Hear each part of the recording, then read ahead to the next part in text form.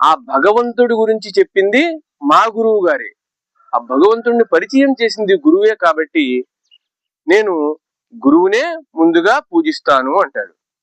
అలాగే ప్రాచీన కాలం వేద కాలం నుంచి మనం ఎప్పుడూ చెప్పుకుంటూ ఉన్నటువంటి ఒక కవిత ఉంది. అదే గురు బ్రహ్మ గురుర్ విష్ణు గురుర్దేవో మహేశ్వర గురు సాక్షాత్ పరబ్రహ్మ తస్మై శ్రీ గురువే నమః.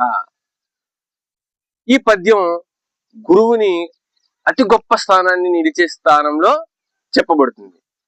కానీ ఈ శ్లోకం వెనకాల ఉన్నటువంటి కథ, అది ఏ సందర్భంలో చెప్పబడింది, ఎప్పుడు వాడబడింది అనే విషయాన్ని మనం ఈ స్టోరీ ద్వారా నేర్చుకుందాం.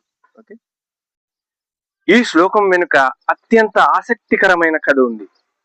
ఈ కథ ఇంతకు ముందు తెలిసిన వారు మళ్ళీ ఒక్కసారి వినేయండి, అలాగే తెలియని వాళ్ళు శ్రద్ధగా చూడండి. కొన్నేళ్ల క్రిందట గురుకులాలు ఉండేవి. ఈ గురుకులాలు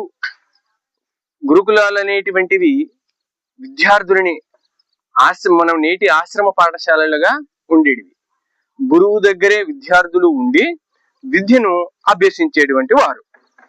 అలా ఒకానొక గురుకుల ఆశ్రమంలో ఒక గురువు గారు ఉండేవారు.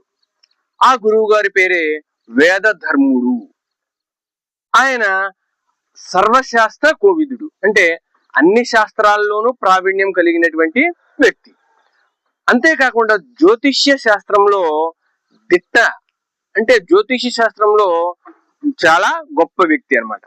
ఆయన ఎందరో పిల్లల్ని చేరదీసి ఆయన వద్దే ఉంచుకొని భోజనం పెట్టి వారి మంచి చెడులు ఆశ్రయం కల్పించి ఆయనకు వచ్చిన విద్యలన్నింటినీ కూడా నిస్వార్థముగా బోధిస్తూ ఉండేవారు.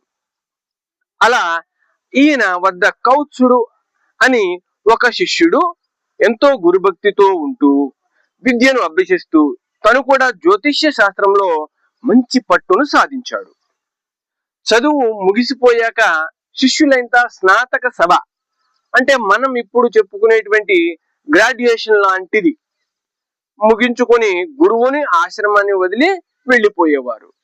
వెళ్ళి ఆ చదువుకునేటువంటి విద్యలతో వారి జీవితాన్ని గడుపుకునేవారు. అలా కౌత్సుని విద్య కూడా చివరికి వచ్చేసినది. ఒకానొక సందర్భంలో గురువు గారు ఏదో పని మీద ఊరు వెళుతూ ఆశ్రమ బాధ్యతలన్నిటినీ కూడా కౌత్సునికి అప్పగించి వెళ్తారు.